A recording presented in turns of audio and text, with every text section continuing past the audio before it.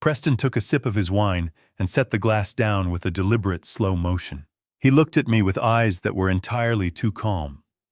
He explained that a modern wedding for a family of our stature required a certain level of sophistication. But he did not stop there. He leaned forward, resting his elbows on the table, and suggested that we bypass the traditional wedding gifts. Instead, he wanted me to wire $1.5 million directly into a joint investment portfolio he had already set up for them. He called it a lifestyle and legacy fund. He used words like tax optimization and generational wealth management. I have spent my entire life in the logistics and warehousing business. I started with one broken-down delivery truck and built a supply chain empire across the East Coast. I have negotiated with ruthless union bosses and cutthroat corporate raiders.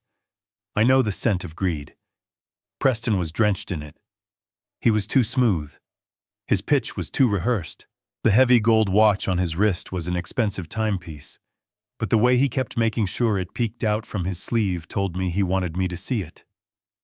Men with real, quiet wealth do not need to show it off. But the real alarm bells were not coming from Preston. They were coming from Rachel, my beautiful, fiercely independent daughter.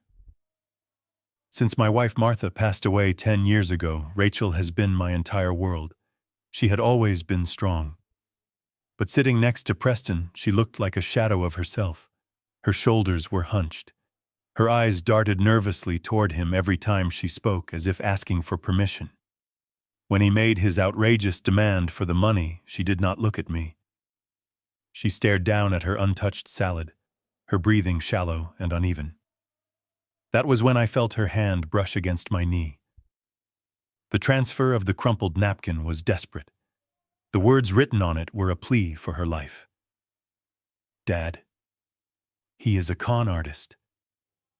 Help.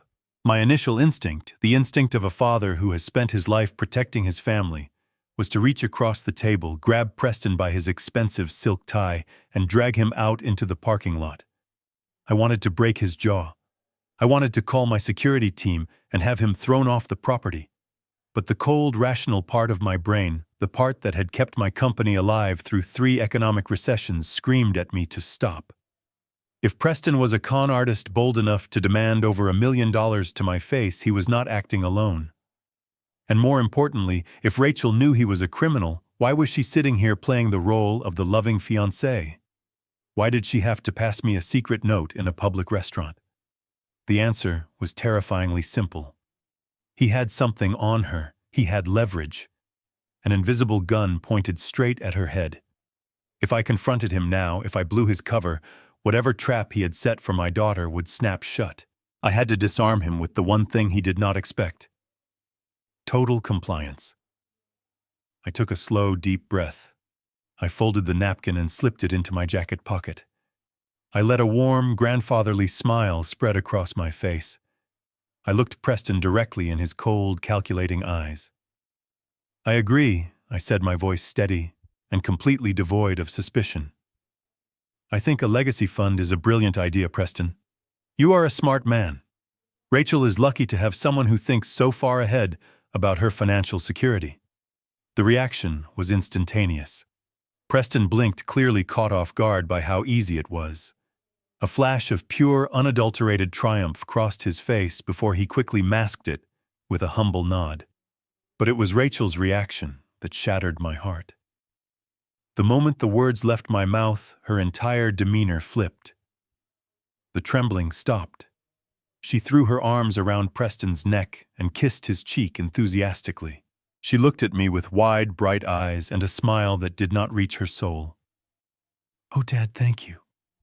Thank you so much," she said, her voice an octave higher than normal. "See, Preston, I told you my father would understand. He always wants the best for us." She squeezed his shoulder, playing the part of the overjoyed, naive heiress perfectly. But over Preston's shoulder, for one fraction of a second, her eyes met mine. They were drowning in pure terror. I raised my glass and offered a toast to the happy couple. I drank my water, letting the cold liquid wash down the absolute fury burning in my throat. Preston thought he had just won the lottery. He thought he had successfully intimidated a tired old man and cornered a wealthy heiress. He had no idea that he had just declared war on a man who had nothing left to lose and everything to protect. I did not know what kind of leverage he held over Rachel, but I was going to find out. And when I did, I was not just going to stop his wedding. I was going to dismantle his entire life piece by piece. The game had just begun. The waiter finally arrived carrying a silver tray with our appetizers, completely oblivious to the silent war that had just been declared at table 4. Preston did not even look at the food. His eyes were locked on me, gleaming with a sudden sharp hunger. He leaned back, steepled his fingers, and let out a soft chuckle. "It is wonderful that we are on the same page, Harrison," he said, dropping the formal tone he had used when he first sat down. "But in the world of high finance, verbal agreements are just air. The market moves incredibly fast. I need to secure the initial investments for the lifestyle fund by Monday morning. A show of good faith would make the transition much smoother for everyone."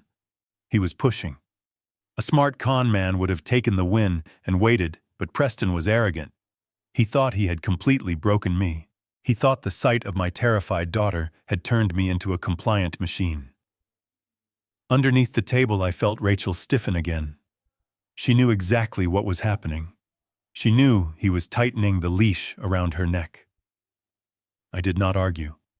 I did not ask for a few days to move funds. I simply reached into the breast pocket of my suit jacket and pulled out my leather checkbook. I laid it flat on the pristine white tablecloth. I uncapped my fountain pen. The gold nib caught the afternoon sunlight as I smoothed the crisp paper. "How much of a good faith deposit do you need to secure the accounts, Preston?" I asked, my voice completely calm and entirely accommodating.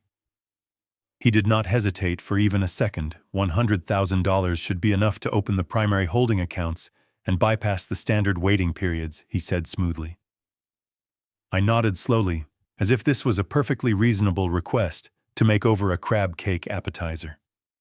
I began to write. I wrote the date. I wrote out his name, Preston Harrington, with deliberate, elegant strokes. And then I wrote the numbers.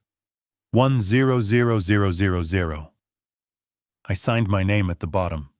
The sound of the pen scratching against the paper was the only noise at the table.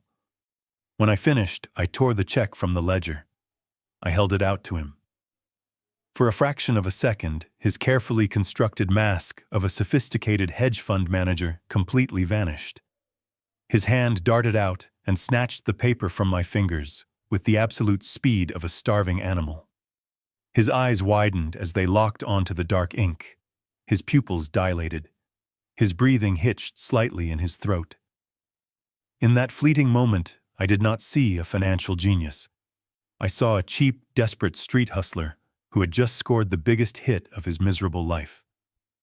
The raw, ugly greed radiating from him was palpable.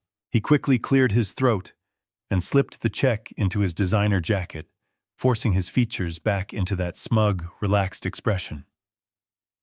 "This is an excellent first step, Harrison," he said, his voice dripping with intense condescension. "You know, I have been looking at the Caldwell Logistics portfolio. It is impressive what you built. Starting from a single rusted delivery truck in the 1970s to a massive East Coast empire. The warehouses, the freight lines, the maritime contracts. You have done well for a guy who built everything with his bare hands. But let us be completely honest here. The supply chain industry is changing rapidly. It requires modern financial structuring, advanced algorithms, offshore tax sheltering. You've been running a billion-dollar empire like a corner grocery store." I sat there and let him insult my entire life work. I let him talk down to me about the company I had bled for. I built Caldwell Logistics by driving through blizzards, sleeping in freezing loading docks, and outsmarting corporate sharks who had shiny degrees from Ivy League schools. I knew every route, every union boss, and every inch of asphalt from Boston to Miami. And here was a soft man who had never lifted anything heavier than a crystal champagne flute, telling me my legacy was severely outdated. "I will make sure the Caldwell name is properly monetized," Preston continued, raising his glass again. Rachel and I will bring this family into the 21st century. You just focus on enjoying your retirement, old man. Leave the heavy lifting to me. I smiled warmly. I appreciate that, Preston. It is a very heavy burden. I am glad Rachel has found someone so capable to take the reins. Rachel forced a small, strained laugh. Yes, Dad. Preston is so smart with money. You do not have to worry about anything anymore. I reached across the table and patted her hand. It was ice cold. I will not worry, sweetheart. Not anymore. I stood up from the table, claiming that my doctor had advised me not to sit for too long. Preston did not bother to stand. He simply gave me a lazy salute with his wine glass. Rachel stood up and hugged me tightly. She held on for a second too long, her face buried deeply in my shoulder. Stay strong, I whispered so quietly that only she could hear. Then I let her go, turned and walked out of the elegant dining room. I kept my posture stooped, playing the role of the defeated aging father through the lobby and out the glass doors. The valet brought my car. I climbed into the seat, closed the door, and the illusion dropped. I gripped the steering wheel tight. I merged onto the highway. I pressed the dashboard button to dial my lawyer. Michael, I said. The voice answered sharply. Harrison, how was lunch?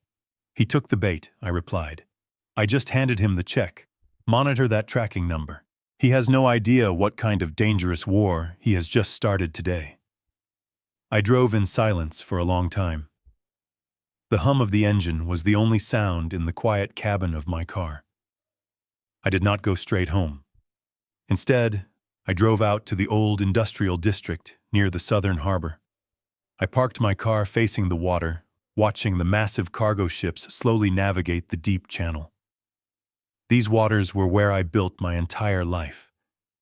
I knew every current, every pier, and every rusted shipping container on those docks.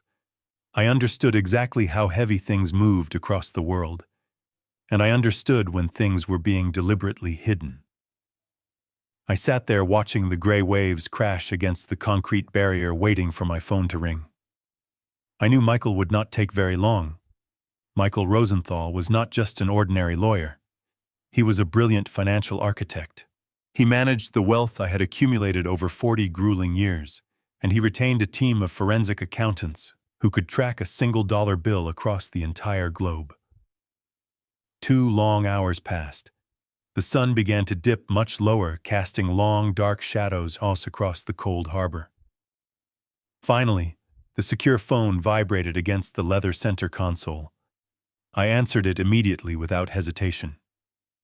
We have a massive problem, Harrison, Michael said. His voice was unusually tight and strained. There was no polite greeting. Michael was a man who never panicked under pressure, but right now he sounded genuinely rattled by what he had found. Tell me exactly what happened to the check, I replied, keeping my voice low and perfectly steady in the empty car. I tracked the specialized routing number you embedded. Michael explained, his words coming out fast.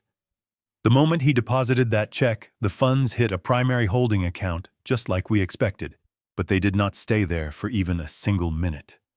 The entire $100,000 was instantly fragmented. An automated digital algorithm split the money into hundreds of untraceable microtransactions. Within 30 seconds, those fragmented funds were converted into 3 different anonymous cryptocurrencies. I gripped the leather steering wheel tighter. Go on, I said calmly.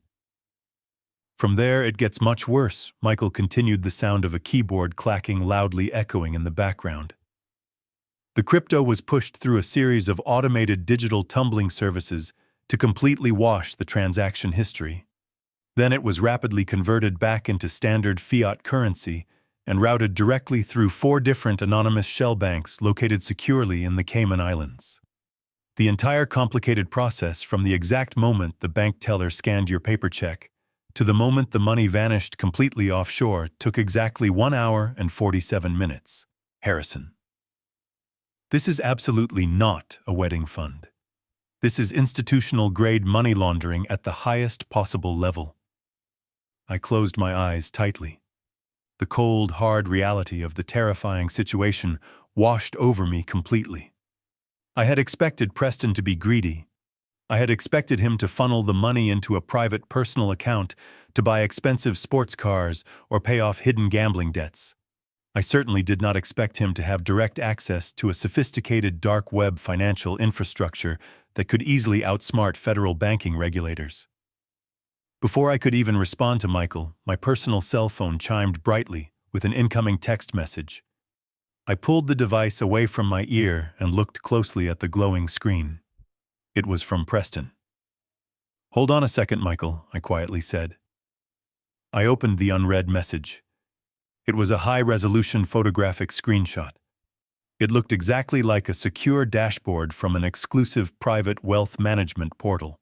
It featured a sleek, modern interface official-looking corporate watermarks and a detailed, colorful chart showing a highly diversified investment portfolio.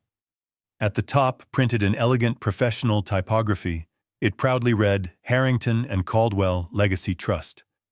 Below that bold heading, it showed an initial verified deposit of exactly $100,000 supposedly already allocated into safe blue-chip stocks and secure municipal bonds. Beneath the polished image, Preston had typed a short, arrogant message. "Just wanted to give you complete peace of mind, Harrison. The initial requested funds have been safely secured and strategically allocated for maximum long-term tax efficiency. Rachel and I are so incredibly grateful for your generous guidance. Have a truly wonderful evening." I just stared blindly at the digital screen. The sheer brazen audacity of the massive lie was absolutely breathtaking. If I had not deliberately planted that hidden tracking number on the check, I would have easily looked at this fabricated screenshot and genuinely believed my money was sitting completely safely in a legitimate corporate brokerage account. The fake financial portal was absolutely flawless. It was perfectly designed to completely pacify any wealthy, unsuspecting target. It was the ultimate plausible lie. I put the phone back to my ear. "He just sent me a screenshot of a fake investment portfolio," I told Michael. "It looks incredibly real." Michael let out a very heavy sigh. "That confirms everything, Harrison. You are absolutely not dealing with a lone gold digger trying to marry into family money, building a fake financial portal, utilizing automated crypto tumblers, and maintaining offshore shell accounts requires a massive organized team. He has professional developers, shady accountants, and ruthless fixers. Preston is merely a frontman. He is the charming face of a highly organized professional criminal syndicate. They specifically target high-net-worth families, isolate the vulnerable members, and bleed them entirely dry. And they have my daughter," I whispered, the raw anger finally cracking through my composed facade. "I cannot call the police, Michael," I stated firmly. "If I bring in federal agents, Preston will panic and instantly execute whatever terrifying leverage he holds over Rachel. I need someone who knows exactly how these dangerous syndicates operate from the inside out. Someone who can operate completely in the shadows. I am calling Victor Thorne." Victor Thorne was a man who lived comfortably in the shadows. Before he became the most expensive private investigator in Boston, he spent 20 years hunting ghosts for the federal government. I did not meet him at his office. I parked 3 blocks away to ensure I was not being followed. We met at a rundown diner on the outskirts of the city, a place where nobody paid attention to an old man drinking bitter black coffee and a man in a faded gray trench coat. Victor slid into the booth across from me and placed a thick, unmarked manila folder on the sticky Formica table. He did not ask how my day was going. He just tapped the folder with his index finger.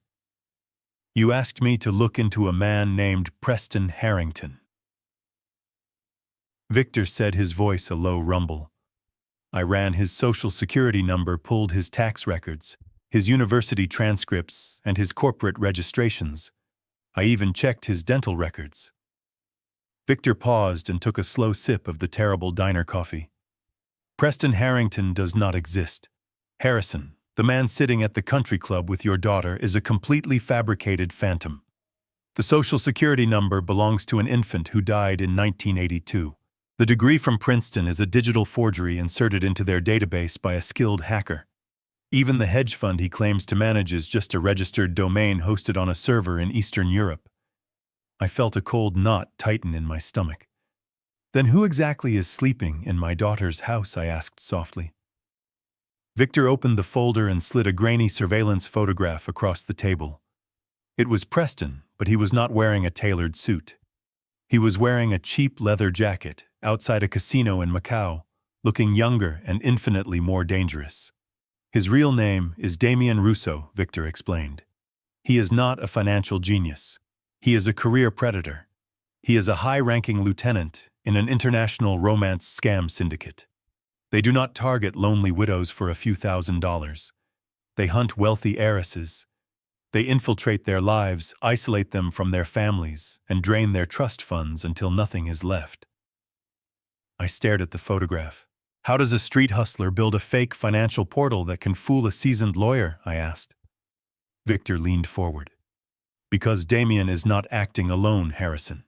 He is the charming face of the operation, but he has a team backing him up. The digital footprint of that fake dashboard traces back to mercenary hackers who specialize in corporate espionage. But it gets worse. Damien travels with a protection detail. I tracked his movements over the last 3 months. 2 men follow him everywhere. They do not look like bodyguards. They look like enforcers. Men who break legs and make people disappear. This syndicate is ruthless. When they lock onto a target, they do not let go until the accounts are empty. If the target tries to go to the authorities, they use blackmail, physical intimidation, or worse. The diner suddenly felt suffocating. My immediate impulse was to call the police chief and have Damien arrested for fraud. I wanted to send my security personnel to Rachel's house and drag her out immediately. But I remembered the terrified look in Rachel's eyes. I remembered the crumpled napkin. She knew he was a con artist, yet she was actively protecting him from my suspicion. We cannot involve law enforcement, I said firmly. Victor raised an eyebrow. Harrison, this man is a dangerous criminal. If we take this to the feds, they can raid his location before midnight. And what happens to Rachel the moment the police kick the door down? I countered. Damien has something on her, Victor. She is a brilliant surgeon, completely independent. But she sat there today acting like a terrified hostage. She passed me a note begging for help, then praised his financial skills. He has an invisible gun pointed directly at her head. If we spook him, if he suspects we know his real identity, he will pull the trigger. He will release whatever leverage he holds over her, or his enforcers will hurt her, before the police can draw their weapons. Victor slowly closed the manila folder, sliding it back across the sticky table. So what is the play here, Harrison? You just gave a master criminal $100,000 of untraceable seed money. You cannot just sit back and let him marry her in peace. I am not sitting back, I said, a cold, calculated anger replacing the initial shock. I am going to destroy him. But I cannot fight a war if I do not know what battlefield I am standing on. I need to know exactly what he is using to control my daughter.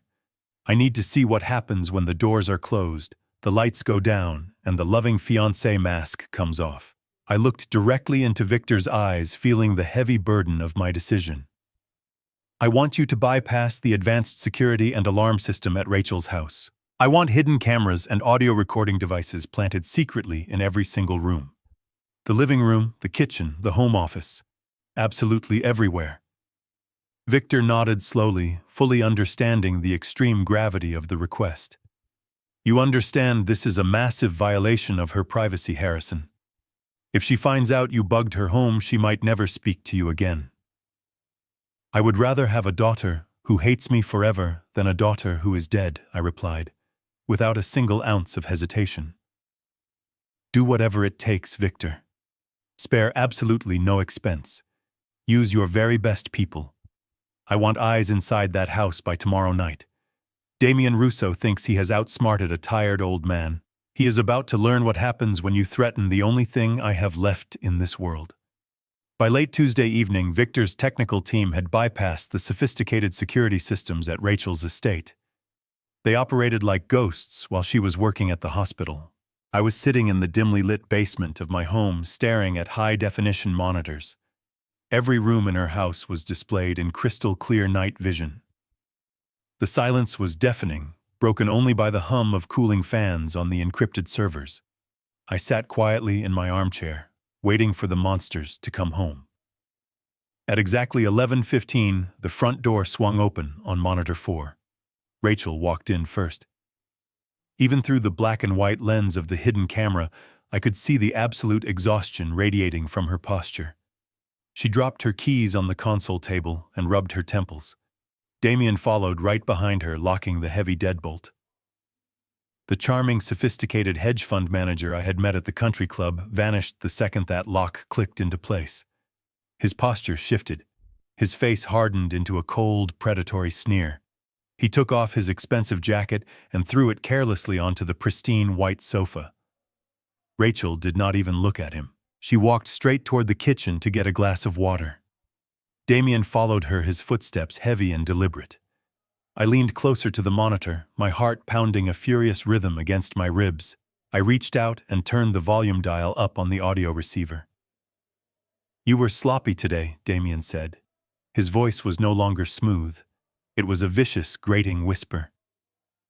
Rachel froze with her hand hovering over the faucet. "I did exactly what you told me to do," she replied, her voice trembling slightly.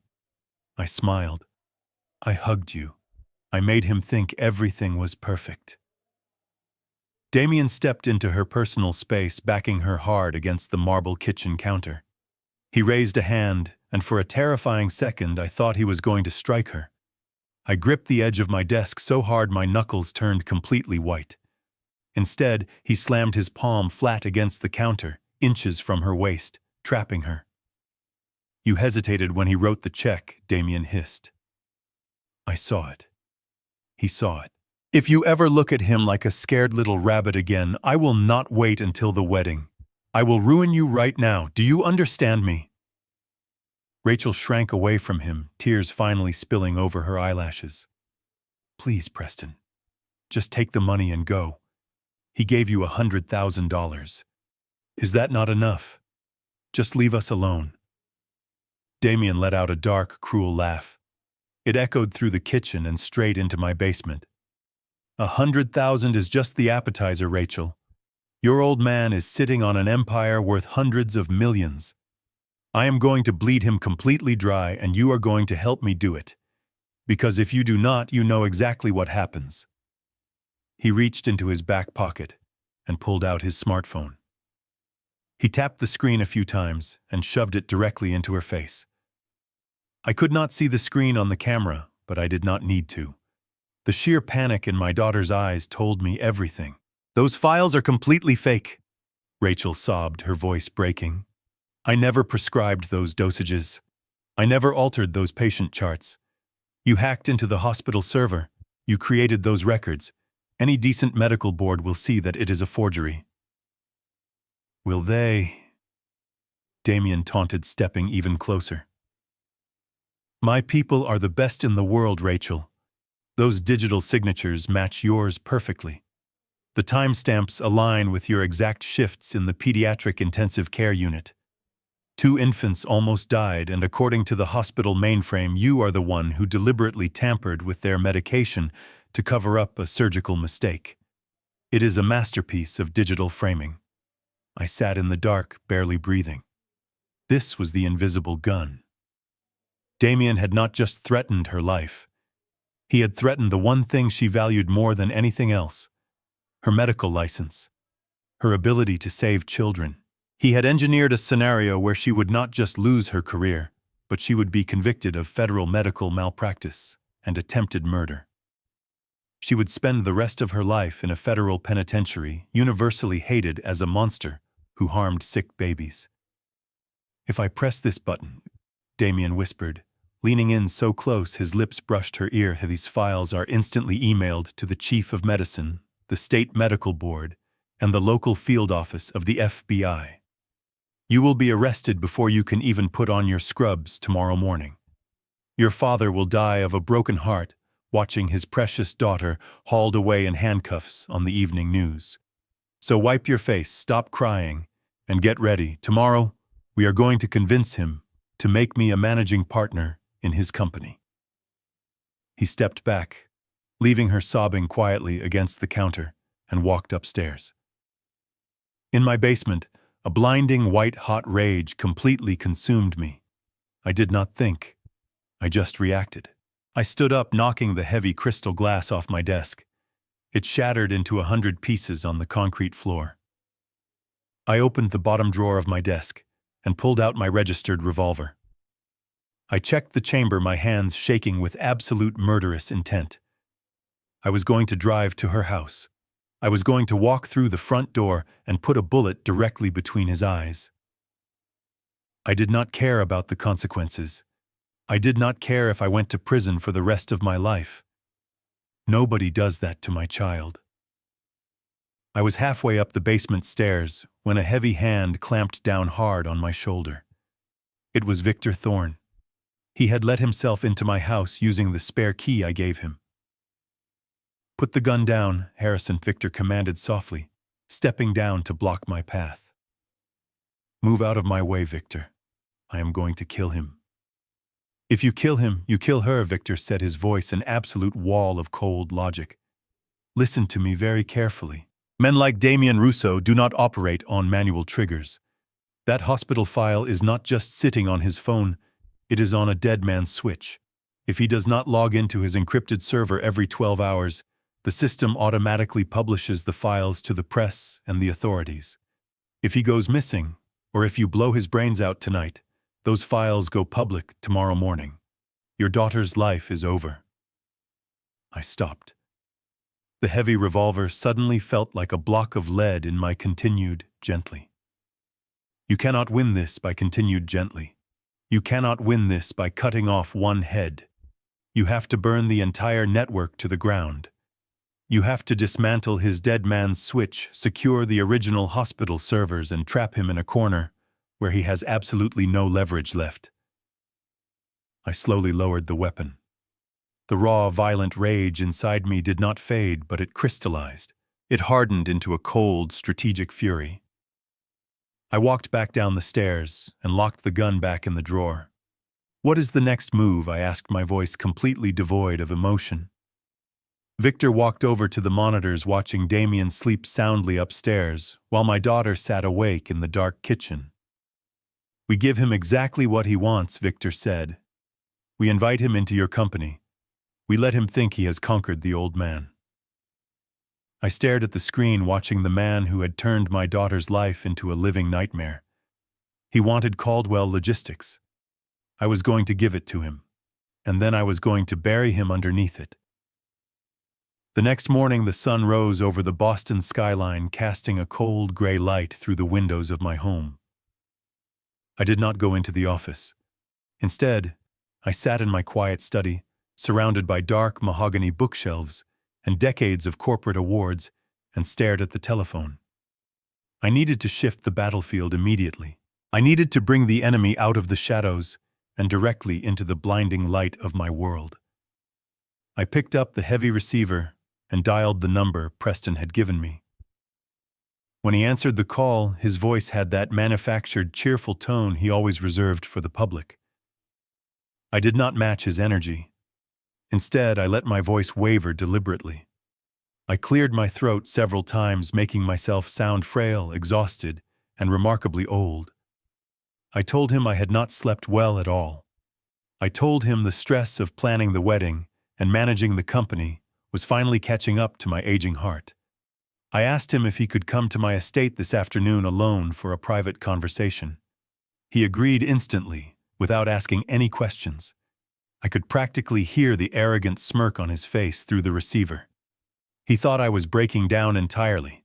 He thought the heavy stress of his financial demands was cracking my foundation. At 3:00 sharp, a sleek black town car pulled through the wrought iron gates of my massive property.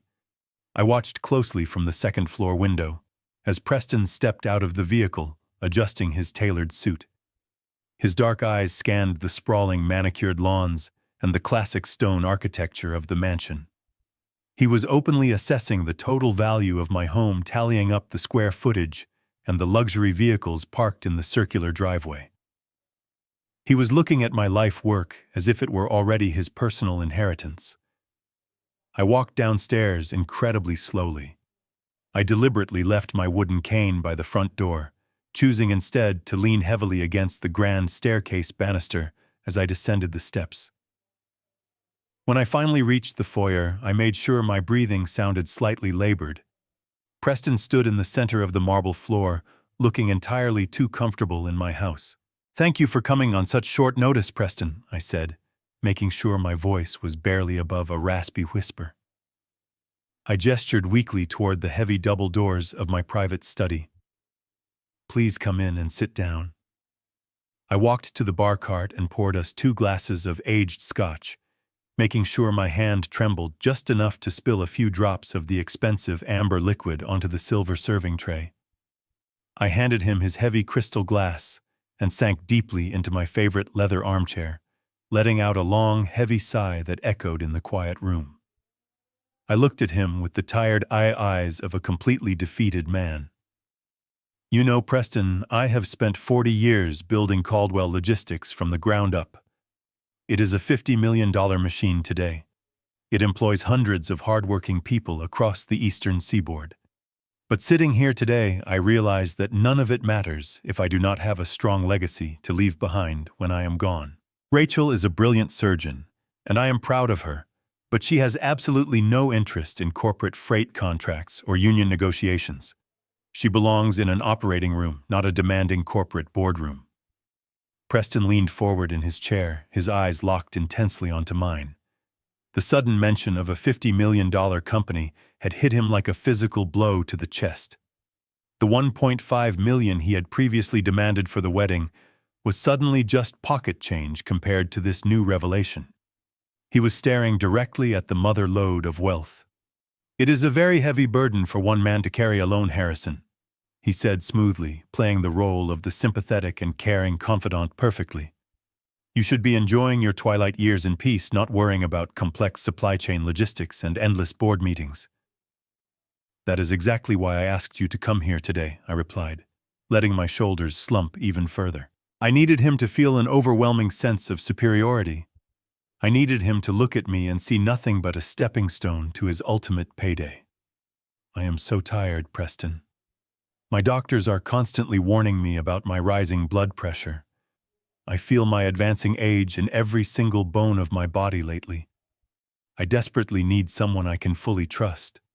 I need someone young, aggressive, and highly financially literate to step in and take the heavy reins of the business."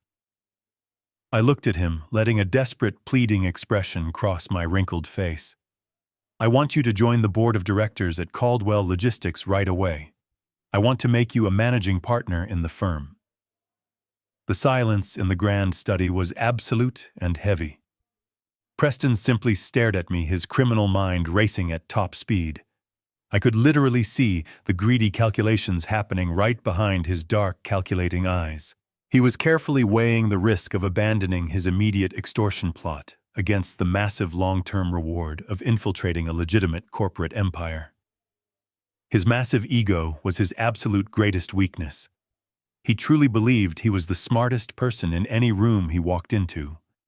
He believed his fabricated identity was entirely flawless, and that his practiced charm had completely hypnotized me into submission.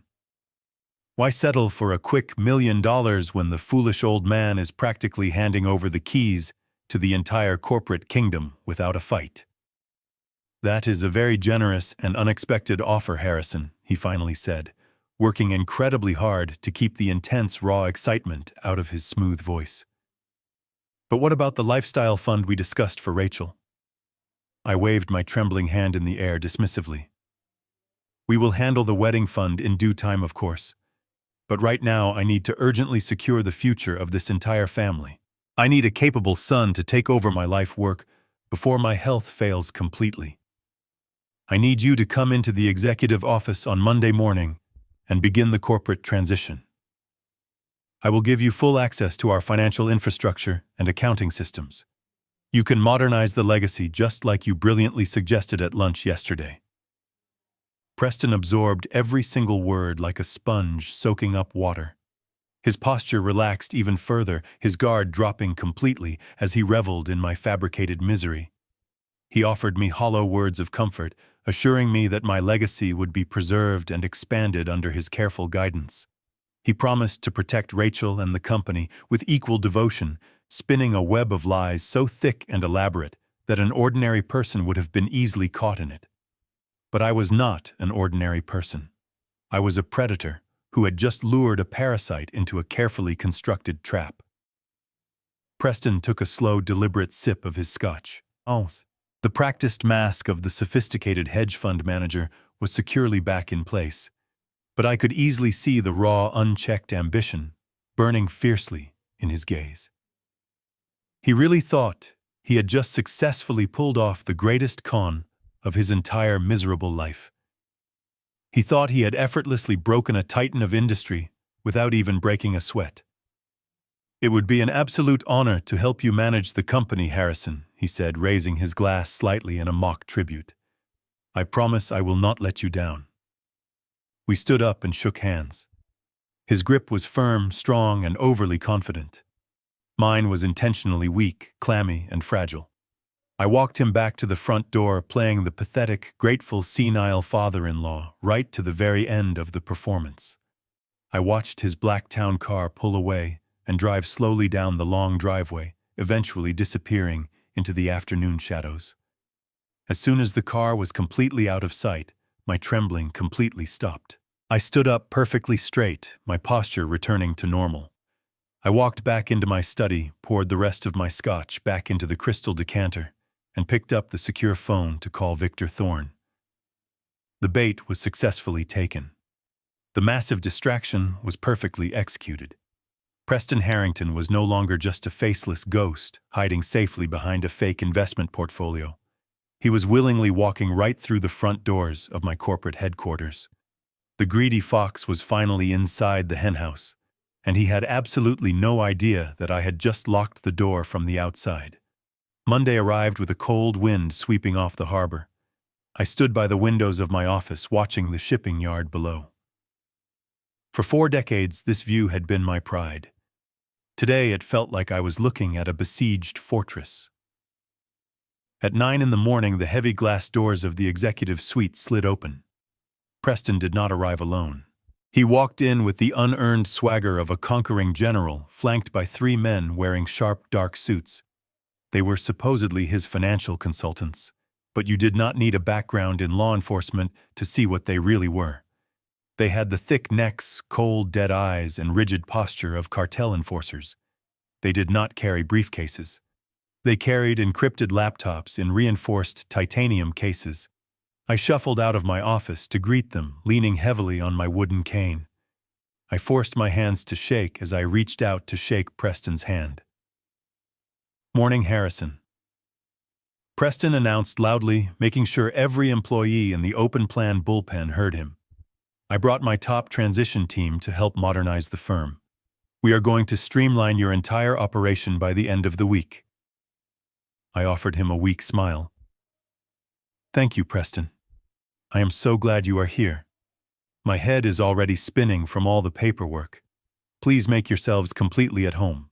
I gave them unrestricted access to the primary conference room, a space normally reserved for my most trusted board members. Within an hour, they had completely taken over. They pushed my senior analysts out of their chairs, plugged their black devices directly into our mainframe ports, and began aggressively bypassing our standard security protocols. I sat in my office with the door deliberately left wide open, watching the systemic invasion of my life's work. It took every ounce of self-control I possessed not to march out there and break my cane over Preston's smug face. The disrespect was palpable and immediate. These criminals treated my loyal employees like absolute garbage. I watched one of Preston's men, a massive thug with a scarred jaw, snap his fingers at a junior clerk demanding black coffee while downloading 10 years of highly confidential maritime freight contracts. Preston himself strolled through the aisles of cubicles, loudly criticizing our legacy accounting software and making condescending remarks about our profit margins. He walked into my office just before noon, casually dropping a thick stack of printed authorizations on my mahogany desk. He did not even ask for permission to enter. He just threw himself onto my leather sofa, resting his expensive Italian shoes on my antique glass coffee table. "Just a few routine access waivers, Harrison," he said smoothly, examining his fingernails. "My team needs direct administrative clearance to bypass the domestic banking delays. We are setting up the new offshore routing infrastructure today. I need your signature on all 3 copies." I looked at the documents. They were sweeping authorizations that would grant his digital team the ability to unilaterally execute massive international wire transfers without any secondary executive approval. It was the financial equivalent of handing a loaded machine gun to a bank robber. I picked up my pen. My hand hovered over the paper, trembling perfectly on cue. "Are you absolutely sure this is safe, Preston?" I asked, letting my voice crack with manufactured anxiety. I have never used offshore routing before. Preston let out a patronizing sigh and rolled his eyes. "Harrison, we discussed this yesterday. The modern financial world moves at the speed of light. If you want to protect Rachel's inheritance from corporate taxation, you have to let me do my job. Do you trust me or not?" I looked at him, summoning the image of my terrified daughter pressed against her kitchen counter. "I trust you completely, my boy," I whispered. I signed the papers. I handed the keys to my kingdom directly to a monster. By 3 in the afternoon, the syndicate was moving incredibly fast. They thought they had bypassed all of our internal monitoring. They did not know that Victor Thorne had spent the entire weekend installing a shadow network directly beneath our main server architecture. Every keystroke they made, every fake shell company they registered, and every single digital dollar they prepared to steal was being silently mirrored and recorded. But I was not the only one paying close attention to the strange digital anomalies echoing through the company mainframe. Down on the 4th floor, in the heart of the corporate accounting department, sat Sarah. Sarah had been with Caldwell Logistics for 28 years. She was a fiercely loyal, incredibly sharp woman who knew the financial lifeblood of this company better than anyone else alive. She had started as a payroll clerk and fought her way up to senior auditor. Nobody moved a single dime in this building without Sarah verifying the ledger. While the rest of the staff was intimidated by Preston's aggressive consultants, Sarah was simply annoyed. She was sitting at her desk, reviewing the daily reconciliation reports, when she noticed the glaring discrepancies. 3 new payment gateways had been authorized and embedded into our primary vendor accounts. Even worse, she saw an automated script actively draining incremental amounts from our maritime escrow, funneling cash into an unregistered encrypted digital wallet. Sarah did not panic. She ran a trace protocol. She printed out the raw transaction logs, her eyes narrowing as she studied the obvious signs of structural embezzlement. She knew exactly what this was. Someone was actively building a massive pipeline to bleed the company dry. She gathered the papers, placed them in a secure red folder, and slowly stood up. She bypassed her immediate supervisor. She did not trust the strange new men lurking in the executive suite. She trusted only one single man. She marched toward the elevator, determined to bring this evidence directly to my office, unaware she was walking straight into a dangerous war. Sarah stepped from her cubicle, clutching the red folder against her chest. She pressed the elevator button, watching the numbers descend. When the metal doors slid open, she stepped inside, prepared to march into my office and expose the financial anomalies. She pressed the button for the top floor. The doors began to close, but a large hand blocked the sensor. It was the massive thug with the scarred jaw, one of Preston's financial consultants. He did not say a word. He stepped inside, towering over Sarah, and pressed his security key against the panel. He hit the button for the underground parking garage. Sarah felt an icy chill down her spine. "Excuse me," she said, trying to keep her voice steady. "I need to see Mr. Caldwell." The man did not look at her. He stared blankly at the metal doors as the elevator began a rapid descent. The doors opened into the dim concrete expanse of the subterranean parking garage. The air smelled of motor oil and damp cement. "Step out." The man grunted, blocking her from pressing any buttons. Sarah hesitated, her heart hammering, but had no choice. She walked into the echoing garage. The thug remained in the elevator, letting the doors slide shut, plunging her into gloom. She scanned the rows of parked cars. Footsteps echoed from a dark corner near the structural pillars. Preston emerged from the shadows, tossing a set of keys. His predatory smile fit perfectly with the terrifying atmosphere. "Hello, Sarah," Preston said smoothly, closing the distance. "I noticed you were running an intensive trace protocol on the new payment gateways. You are a thorough accountant. I respect that dedication." Sarah tightened her grip on the red folder, refusing to show fear. "I am doing my job," she replied firmly. "And my job is to report unauthorized escrow drains directly to the owner of this company." Preston stopped a few feet away. He let out a patronizing laugh. "The owner of this company is a confused old man who can barely remember breakfast. I am the future of Caldwell Logistics. And the future requires operational flexibility that legacy employees might find confusing." He took a step forward, his voice dropping into a vicious whisper. "I know everything about you, Sarah. You have a daughter named Emily, who just started her freshman year at Boston University. She walks back to her dormitory alone every Tuesday night after chemistry lab. It would be a tragedy if something happened to her, just because her mother decided to stick her nose where it does not belong." Sarah stopped breathing. The blood drained from her face. The red folder slipped from her numb fingers and hit the concrete floor with a thud. Preston smiled a cold expression, promising absolute violence. He picked up the folder and brushed the dust off. "You are going back upstairs, Sarah. You will delete those trace logs. You will mind your own business. If you breathe a single word of this to Harrison, or run another audit on my accounts, my men will visit your daughter. Do we understand each other?" Sarah could only nod, tears of terror welling in her eyes. "Good," Preston whispered. "Now get back to work."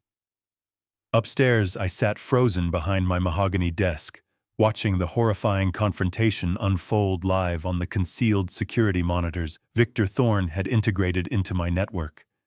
My hands were balled into tight fists, fingernails biting into my palms. The overwhelming rage I felt watching this monster threaten the family of a woman who had served me loyally for 3 decades was indescribable. I wanted to take the private elevator down to the garage and beat Preston within an inch of his miserable life. But I knew if I acted on that impulse, the entire operation would collapse. He would trigger the dead man's switch and destroy Rachel completely. I had to swallow the bitter poison of inaction, but I refused to leave Sarah in the line of fire. I grabbed my secure phone and dialed Victor immediately. "I need an extraction right now," I ordered, keeping my voice low. "Preston just threatened my senior accountant in the basement. He used her daughter as leverage. I cannot let her go back to her desk terrified, but I cannot let Preston know I intervened." Victor did not waste time asking questions. "I will handle it, Harrison. Give me 20 minutes." I watched the monitors as Sarah stumbled back into the elevator looking shattered. I felt profound guilt, but I knew I was about to make it right. Exactly 20 minutes later, Sarah received an urgent, highly classified email from the corporate legal department. It was a fabricated mandate authorizing an immediate, fully paid emergency corporate retreat. The message stated she had been selected for an elite forensic accounting seminar at a secure luxury resort in Aspen. It was strictly confidential. Before she could process the sudden directive, 2 of Victor's undercover operatives dressed in corporate security uniforms arrived at her desk. They gently escorted her out of the building, explaining that a private car was waiting to take her to the airport.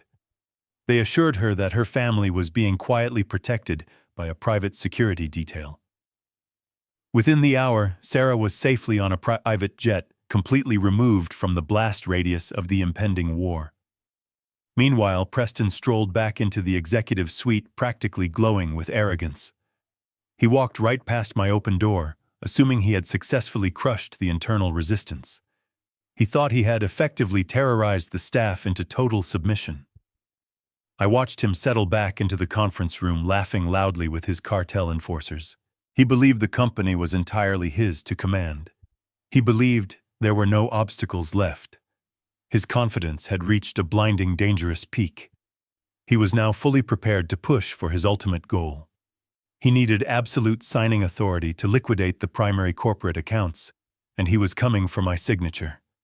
Less than an hour after he had threatened Sarah in the cold parking garage. Preston strolled confidently into my office. He did not bother to knock. He carried a thick leather binder under his arm and a gold-plated fountain pen in his right hand. He walked directly over to my desk and dropped the heavy binder right in front of me with a dull thud. He smiled, and if I had not seen what he was truly capable of on those hidden basement cameras, I might have actually believed the warmth in his eyes. "I have some fantastic news for you, Harrison," he said, pulling up a leather chair and leaning in close like we were old friends sharing a wonderful secret. "I spent the entire morning reviewing the corporate trust architecture with my financial consultants. To be completely honest with you, your current tax burden is absolutely catastrophic. You are bleeding capital that should rightfully belong to your legacy and to Rachel. But do not worry, I have mapped out a comprehensive restructuring plan today. I just need your signature on these transfer documents, and we can start optimizing the corporate accounts by tomorrow morning." He flipped the binder open, revealing dozens of pages of dense legal jargon, complex financial clauses, and signature lines tagged with bright yellow sticky notes. It was a masterclass in aggressive corporate maneuvering. The plausible lie he presented was tax optimization and wealth preservation. But as I let my eyes scan the meticulously drafted paragraphs, the horrifying reality of what he was actually trying to do became crystal clear.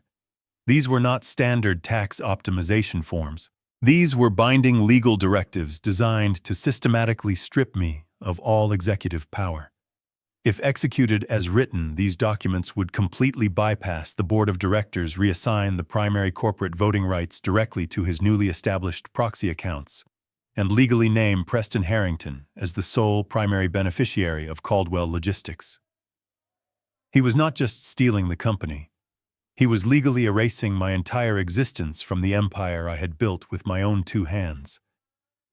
I looked up at him, letting my jaw drop slightly, perfectly, mimicking the look of a confused, overwhelmed elderly man trying to understand a complex problem. "This looks like an awful lot of paperwork, Preston," I mumbled, rubbing my eyes wearily. "Are you absolutely certain this is necessary right now? My head is throbbing and I can barely read the small print. Can we not simply have Michael Rosenthal look these over tomorrow morning?" Preston immediately stiffened. The mere mention of my seasoned wealth management lawyer sent a brief flash of genuine panic across his carefully composed face. He knew Michael would spot the hostile takeover in exactly 3 seconds. He reached across the desk and gently placed his hand over mine, his grip just a fraction too tight. "Harrison, we really do not have time to involve outside counsel," he said, his voice dropping into a soothing, hypnotic rhythm. "The international markets are shifting rapidly. Every single day we delay this restructuring, the federal government is eating into Rachel's future inheritance. You trusted me to bring this company into the modern era. You asked me to protect your family. I am trying to do exactly that. But I cannot do it if you second-guess my financial expertise. You do not need to read the fine print, Dad. You just need to trust me." He pushed the gold-plated fountain pen into my hand. It felt heavy and cold. I looked down at the documents, then back up at his eager, hungry eyes.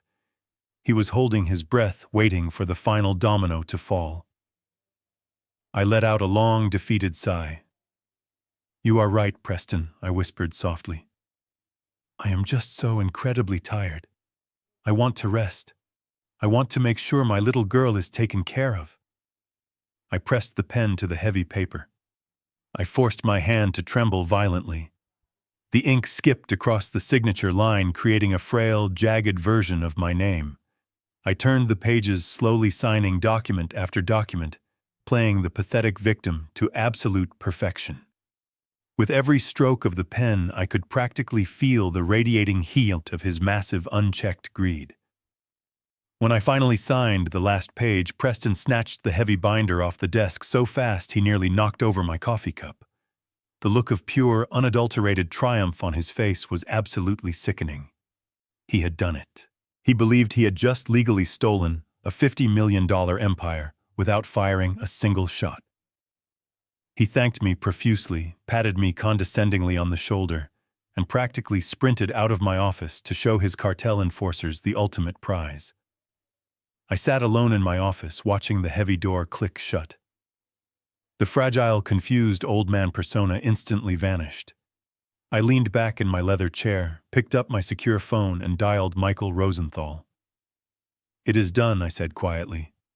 He took the bait completely. Michael let out a low chuckle on the other end of the secure line. "I bet he thinks he just pulled off the heist of the century, Harrison." "He has absolutely no idea," I replied. Preston thought he had brought his own hostile takeover documents into my office. He thought his hackers printed the contracts from encrypted servers. But he severely underestimated us.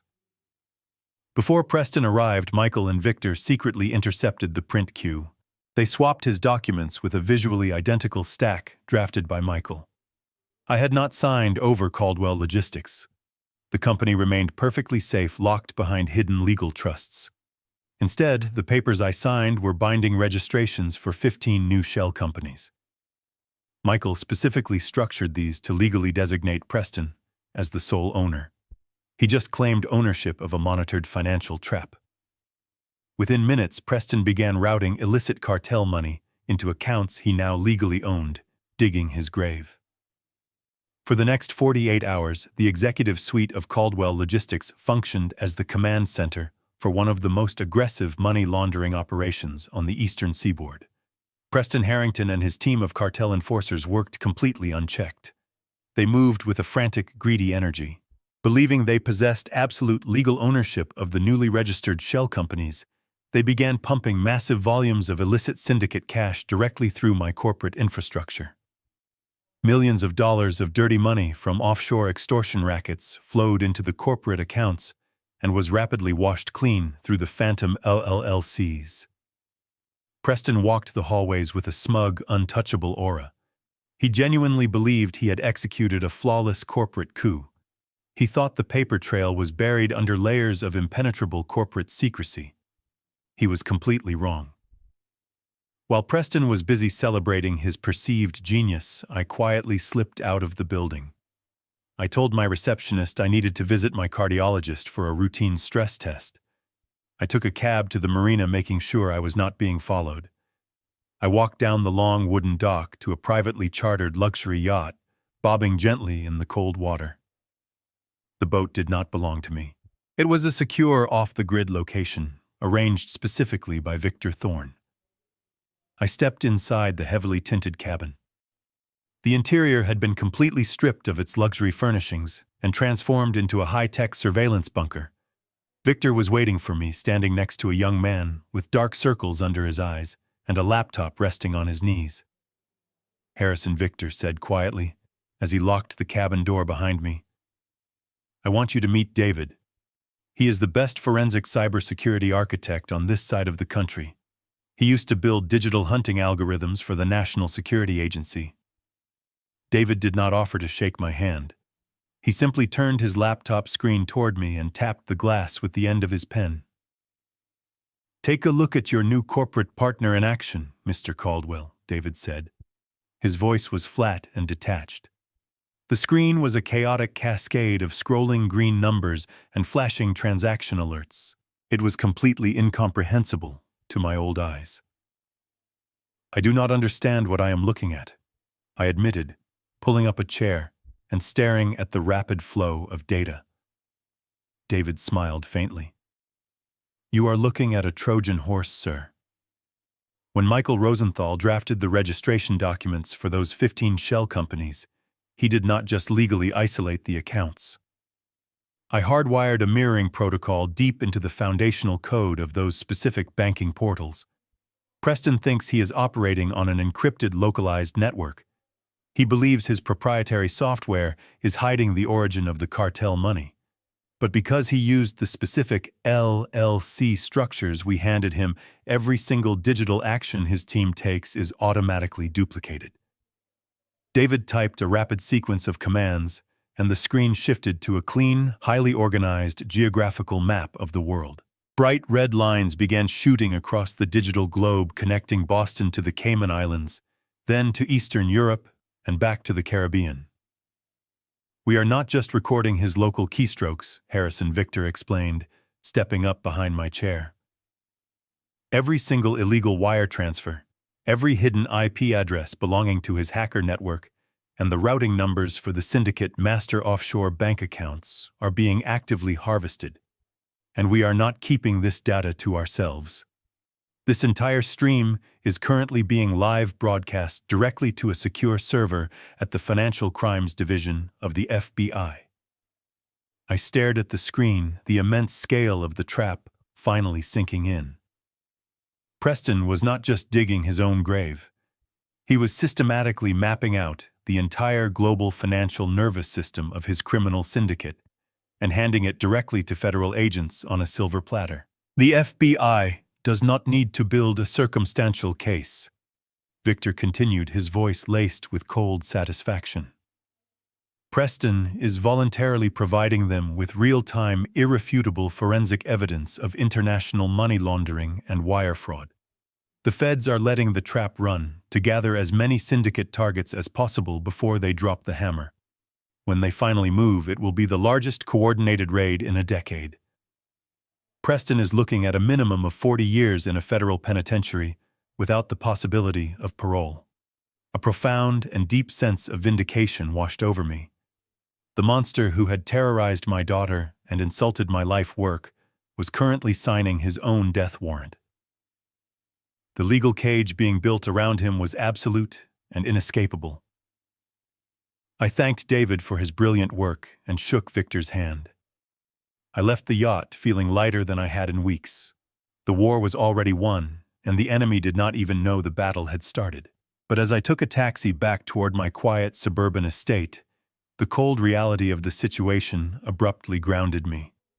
Preston was doomed, but he was still a highly dangerous animal holding a loaded weapon pointed at my daughter's head. And worst of all, Rachel had absolutely no idea about the intricate trap I had constructed. To her, the nightmare was only getting darker. She thought I was a fragile old man who had just surrendered our family legacy to a criminal. She thought she was completely alone, trapped in an impossible situation with no way out. As my taxi pulled into my driveway, my secure phone vibrated in my pocket. It was Victor calling back from the yacht. His voice was no longer calm. It was tight with genuine alarm. Harrison Victor said urgently, "You need to look at the hidden camera feeds from Rachel's apartment right now. Something is very, very wrong." I hurried into my house and ran down to the basement, unaware that my daughter's psychological endurance had finally shattered. I threw open the basement door and practically fell down the wooden stairs. My heart was pounding a frantic rhythm against my ribs as I rushed toward the glowing bank of surveillance monitors. I grabbed the edge of the heavy desk, my eyes desperately scanning the different camera feeds from Rachel's home. Preston was not there. He was still at the corporate office, probably celebrating his newly acquired shell companies with his cartel enforcers. Rachel was completely alone. She was sitting at the massive marble island in her kitchen, bathed in the cold, harsh light of the overhead fixtures. She was not wearing her hospital scrubs. She was wearing a simple white dress, the one she usually saved for special family occasions. My breath caught in my throat. Tears were streaming silently down her pale cheeks. She had a pen in her right hand and a heavy piece of custom stationery in front of her. She was writing furiously, pausing only to wipe the blinding tears from her swollen eyes. Next to the letter was a small, neatly packed overnight bag. and sitting right beside her trembling left hand was a massive translucent orange bottle of prescription medication. It was not a standard bottle. It was a bulk container from the hospital pharmacy. I did not need a medical degree to know exactly what those white pills were or what a massive dose would do to her system. Victor's voice echoed from the speakerphone resting on the desk. Harrison. She went into the hospital pharmacy 2 hours ago and signed out a lethal dose of barbiturates. She thinks taking her own life is the only way to stop Damien from destroying you. She is trying to sever the leverage. I did not answer him. I dropped the phone. I turned and sprinted up the basement stairs faster than I had moved in 20 years. The frail, senile old man persona instantly evaporated, replaced entirely by the primal, desperate adrenaline of a father fighting for his child's life. I grabbed my car keys from the foyer table and ran out the front door. The cold evening air whipped across my face as I threw myself into the driver's seat of my heavy sedan. I slammed the engine into gear and tore out of the driveway, the tires screaming violently against the smooth asphalt. The drive to her upscale neighborhood usually took 25 minutes in normal traffic. I made it in 12. I ignored every single red light. I swerved around slow-moving trucks and blasted my horn at anyone who dared to block my path. My hands gripped the leather steering wheel so tightly that my knuckles ached. My mind was a terrifying whirlwind of dark, horrifying images. I kept picturing my beautiful, brilliant daughter collapsing on her cold kitchen floor, her heart slowly stopping because she thought she had to protect an old man who was too weak to protect her. The heavy guilt was suffocating. I had been so intensely focused on building the perfect legal trap for Preston that I had completely failed to monitor the devastating psychological toll this nightmare was taking on Rachel. I had left her alone in the dark with a monster, and the profound isolation had finally broken her spirit. I slammed the brakes, skidding to a violent halt right in front of her manicured lawn. I did not even bother to turn off the engine or close the car door. I sprinted up the brick walkway. I bypassed the sophisticated electronic keypad, plunging my spare physical key directly into the heavy brass deadbolt. I twisted it violently, threw my shoulder against the solid wood, and burst into the silent house. Rachel, I screamed, my voice tearing through the quiet hallway. I ran straight toward the kitchen. The scene was exactly as I had witnessed on the surveillance monitors, but seeing it in person was 1,000 times more agonizing. She was standing by the sink now. The heavy orange pill bottle was open. She held a glass of water in her trembling left hand and a massive handful of small white pills in her right. Her tear-streaked face snapped toward me, her eyes wide with absolute shock and profound sorrow. "Dad," she sobbed, taking a desperate step backward. "What are you doing here? You should not be here. Go home, please." I crossed the large kitchen in 3 massive strides. I did not speak. I did not reason with her. I simply swung my arm and slapped her right hand with everything I had. The heavy glass of water shattered violently against the marble floor. The white pills exploded into the air, scattering like deadly hail across the pristine tiles, rolling harmlessly under the cabinets and the heavy refrigerator. Rachel let out a devastating, heartbroken wail. She collapsed against my chest, her legs giving out completely. I caught her wrapping my arms tightly around her trembling frame. We sank slowly to the kitchen floor together, surrounded by broken glass and scattered medication. She buried her face into my shoulder, her fingers gripping the fabric of my suit jacket, as if I were the only solid thing left in the entire world. "I am so sorry. Dad," she cried, her voice muffled against my chest. "I had to do it. He is going to take everything you built. He is going to ruin our family. He has files, terrible files that could send me to prison. If I am gone, he has no leverage left. He cannot hurt you anymore if I am not here. You have to let me fix this." I held her tighter, rocking her gently on the cold floor. I pressed my cheek against her head, letting my tears fall. The time for total deception was officially over. I wiped a tear from her cheek and looked into her eyes. He did not win anything, I whispered. He walked into a federal trap. I need your help. I kept my arms around her shoulders as I helped her up from the cold floor. I guided her to a wooden chair at the marble island and sat her down. I pulled up another chair, sitting close. I looked directly into her red eyes.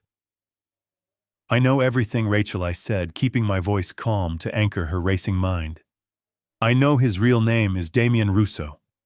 I know he is a high-ranking operator in an international criminal syndicate. And most importantly, I know about the forged patient records he created by hacking into the hospital server. Rachel gasped loudly. Her hands flew to her mouth, and her eyes widened in absolute shock. But how she stammered, her voice shaking violently. I never told you. He said if I even hinted at it, the files would instantly go to the medical board. Because I did not wait for you to tell me, I explained softly. The moment he demanded $1.5 million at the country club, I knew he was not just a greedy man. I knew he was a professional predator. And when you handed me that napkin, but continued playing the loving fiancé, I realized he was holding a gun to your head. I hired a private intelligence team. We bypassed the security in this house. We heard every threat he made to you in this kitchen. We saw the digital files.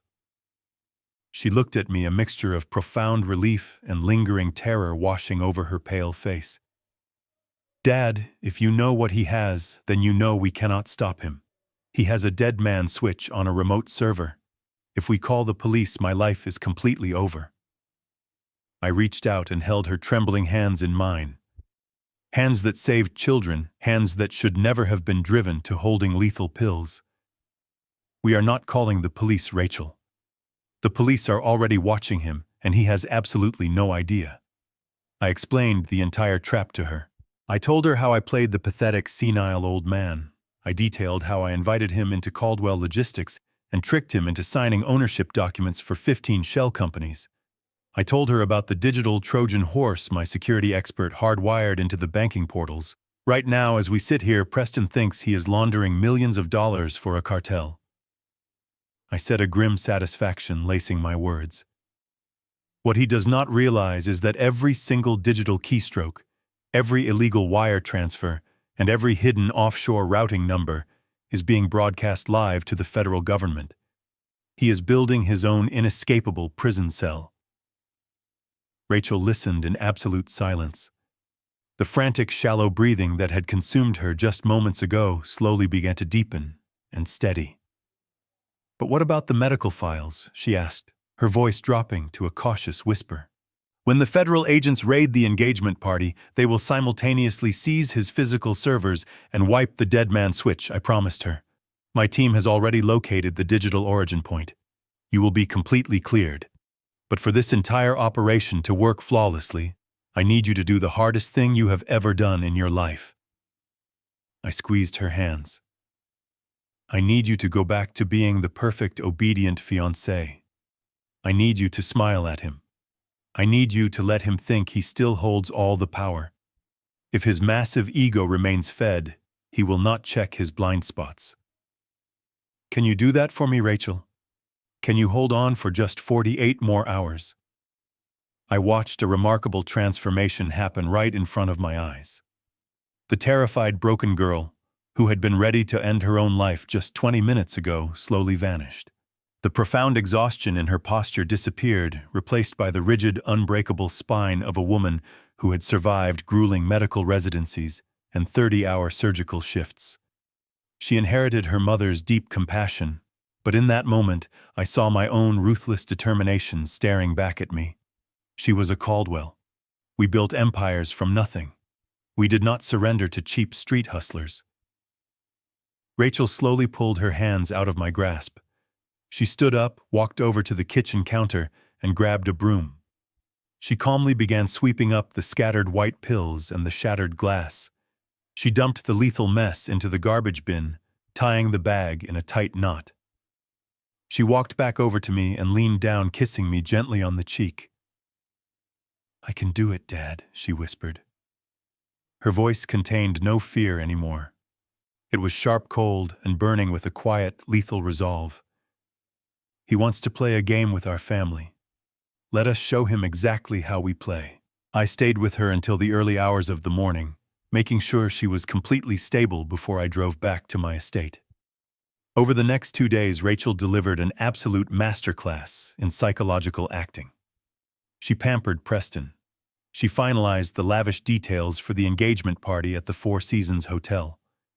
She acted so deeply under his total control that Preston became completely drunk on his own perceived power. By Thursday afternoon, the syndicate money laundering through my corporate servers had reached its absolute peak. The FBI had gathered enough irrefutable evidence to put Preston and his entire network away for multiple lifetimes. The trap was fully loaded. The heavy steel door was waiting to slam shut. But Preston's bottomless greed required one final victory lap. He walked into my office on Friday morning looking incredibly arrogant in a brand new tailored suit paid for with stolen money. The lavish engagement party was tomorrow night, and he had finally come to collect the original prize. He demanded the final transfer of the $1.4 million wedding and lifestyle fund. He walked into my office and closed the heavy oak door behind him. He did not sit down.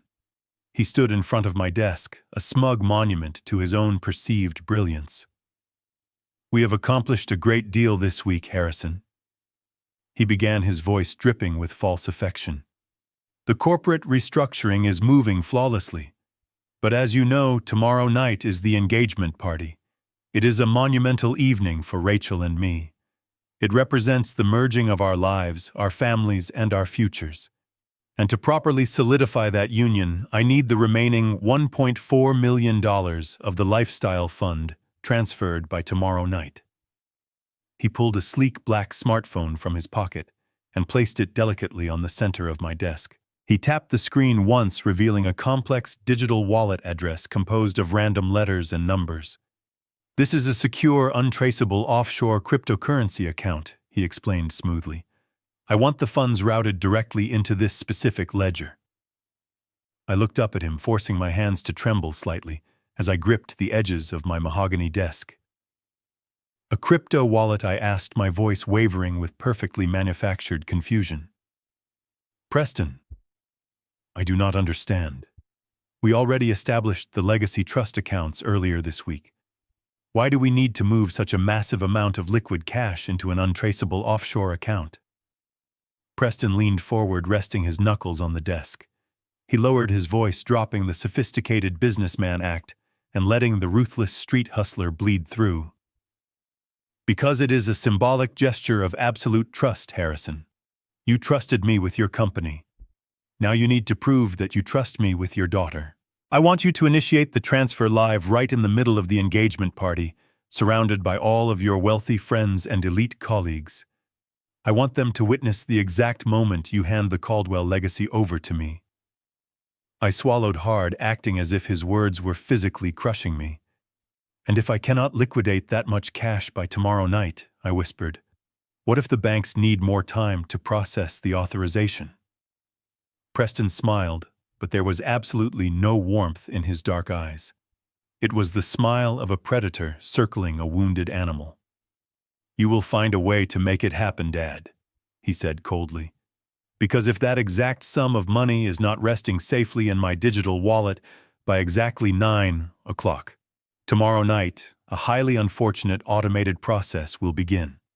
At 9:01, a secure server will blast Rachel's altered medical files to the Massachusetts Medical Board, the regional director of the FBI, and every major news outlet in New England. She will be arrested before the catering staff even brings out the wedding cake."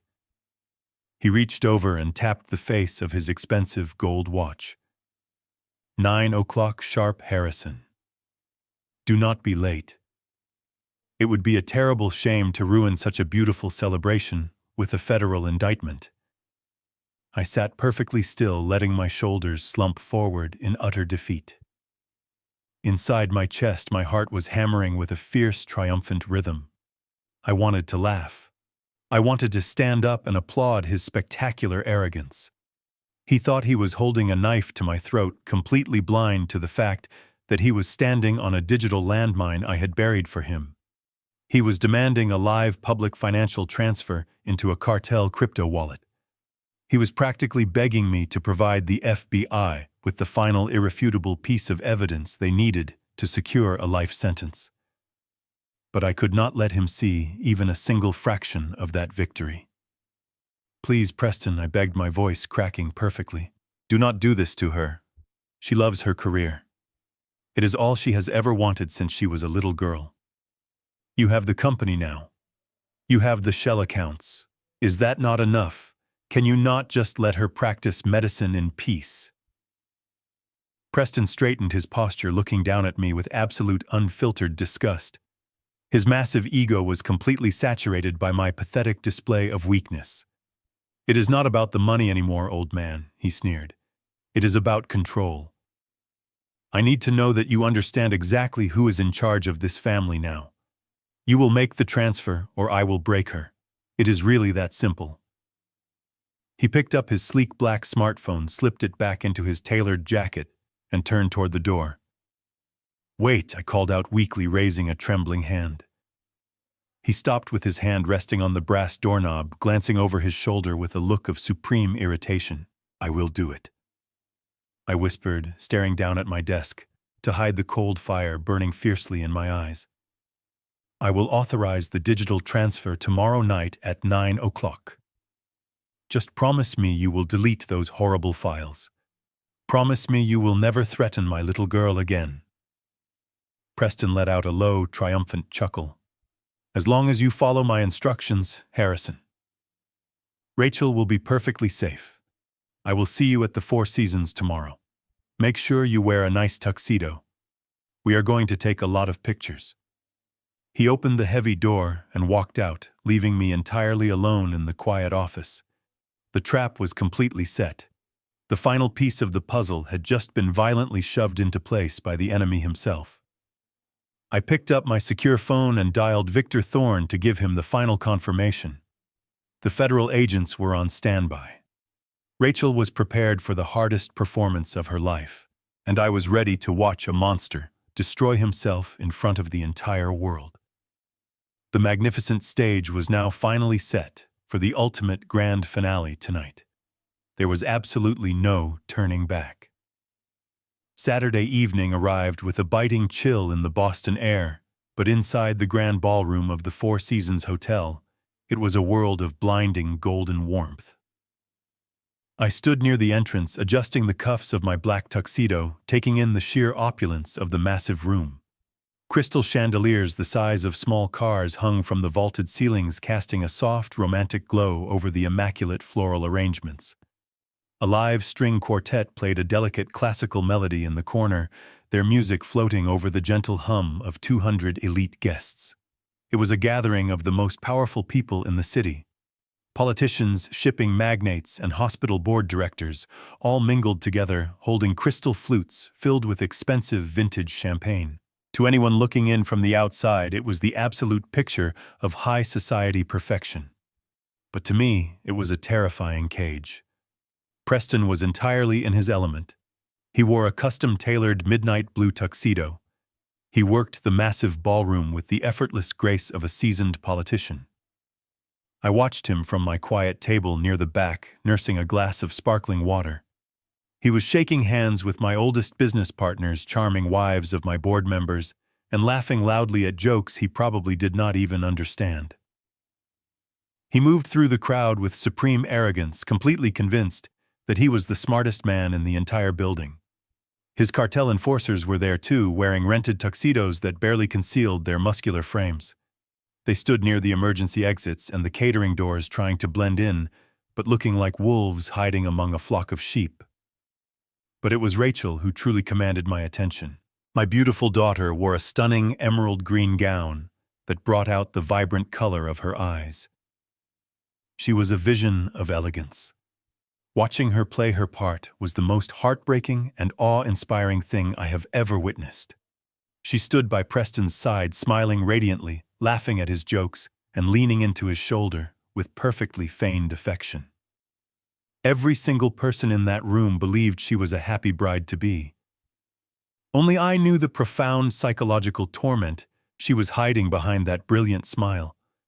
Only I knew the immense strength it took for her to stand next to the man who had threatened to destroy her entire life and pretend that he was her savior. I wanted to run across the room, grab her hand, and pull her out, but I remained perfectly still. I had a part to play, too. I was playing the defeated, compliant father.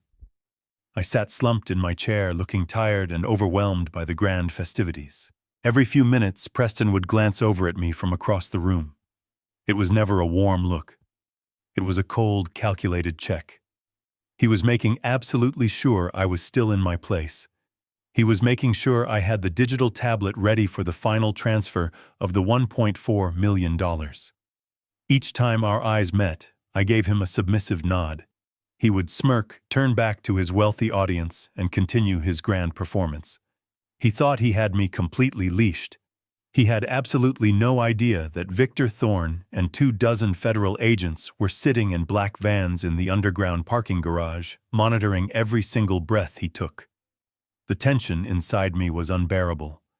Every minute that passed felt like an agonizing hour. I kept obsessively checking my heavy gold watch. 8:15, 8:30, 8:45. The hands of the clock were crawling toward the 9 o'clock deadline with a torturous slowness. I knew that at 9 o'clock, Preston was going to demand the live transfer. I knew that if anything went wrong, if the digital Trojan horse failed, or if the federal agents missed their cue, the dead man switch would activate. Rachel's fake medical files would be blasted to the world, and her life would be shattered. The stakes had never been higher. My palms were sweating. My heart was pounding a rhythm against my ribs.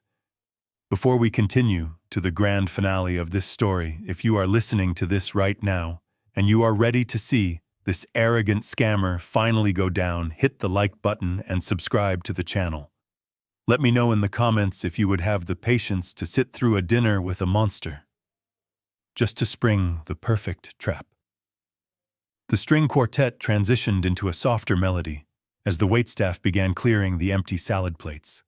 The ballroom was filled with the clinking of silver forks against fine china and the low murmur of wealthy conversations. I took a deep breath, trying to steady my racing pulse. The digital tablet felt like a block of lead resting on my lap. The screen was already queued up to the secure banking portal, waiting for my final authorization. It was 8:55. 5 minutes left until the final act. I looked across the room one last time.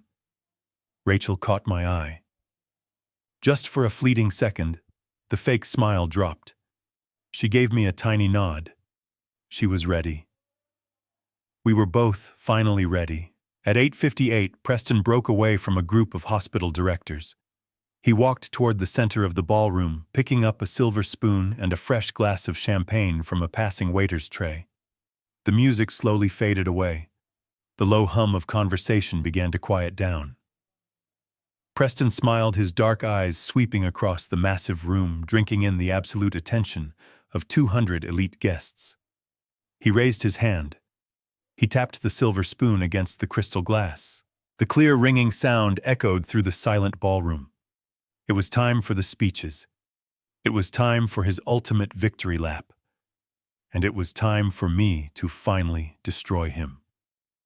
The clear, ringing sound of silver striking crystal commanded the immediate attention of every single guest in the grand ballroom. Conversations died down to a respectful hush as faces turned toward the center of the room. Preston stood there, bathed in the soft glow of the magnificent chandeliers, holding his champagne flute high. He waited until the silence was absolute, soaking in the undivided attention of the city's most influential people. He offered a warm, perfectly practiced smile that radiated false humility and manufactured charm. "Ladies and gentlemen," Preston began, his voice projecting smoothly across the vast space. "Thank you all for joining us tonight to celebrate this beautiful milestone. As I look out at all of your faces, I see the very foundation of this great city. I see visionaries, leaders, and titans of industry. But more importantly, I see family. Family is the core of everything we build and everything we leave behind. When I first met Rachel, I knew instantly that she was not just the love of my life. I knew she was the future I had always been searching for. He reached out and pulled Rachel to his side. She stepped forward gracefully, keeping that brilliant, agonizingly fake smile plastered across her beautiful face. She rested her head against his shoulder, playing the part of the devoted bride with a terrifying perfection. Preston kissed the top of her head, drawing a collective murmur of adoration from the wealthy guests. But joining this family means more than just a wedding. Preston continued, his voice taking on a tone of deep reverence. It means stepping into a legacy. For 40 years, Harrison Caldwell has been a pillar of the logistics industry. He built an empire with his own bare hands, navigating storms that would have crushed lesser men. He has been a mentor, a father figure, and an absolute inspiration to me. And over the past week, as we have worked closely to modernize the Caldwell portfolio, he has shown me a level of trust that I will spend the rest of my life trying to honor. He gestured dramatically toward my table in the back of the room. The spotlight shifted, illuminating my slumped posture and tired face. A polite round of applause rippled through the ballroom. I forced a weak, trembling smile, giving the crowd exactly what they expected to see. An aging lion stepping down from his throne. "Harrison, please come join us up here," Preston called out. I gripped my wooden cane and slowly pushed myself up from the chair. I made sure every step I took was slightly unsteady. I walked past tables of my oldest friends and fiercest corporate rivals. I could feel their sympathetic eyes on me. They thought they were watching a tired old man peacefully surrendering his life's work to a vibrant, capable successor. They had absolutely no idea they were witnessing a hostage situation. When I finally reached the center of the room, Preston draped a heavy arm around my shoulders. His grip was painfully tight, a physical reminder of the absolute control he thought he held over me. He turned back to the audience, his eyes shining with unchecked ambition. "Tonight is about passing the torch," Preston announced loudly. "We wanted to do something special, something unprecedented. In the modern financial world, legacy is preserved through bold action. Harrison and I decided that instead of a traditional blessing, we would solidify our union with a profound gesture of trust. Right here in front of all of our esteemed friends and family, Harrison is going to officially authorize the final transfer of the Caldwell Family Trust into our new joint portfolio." A murmur of genuine surprise washed over the crowd.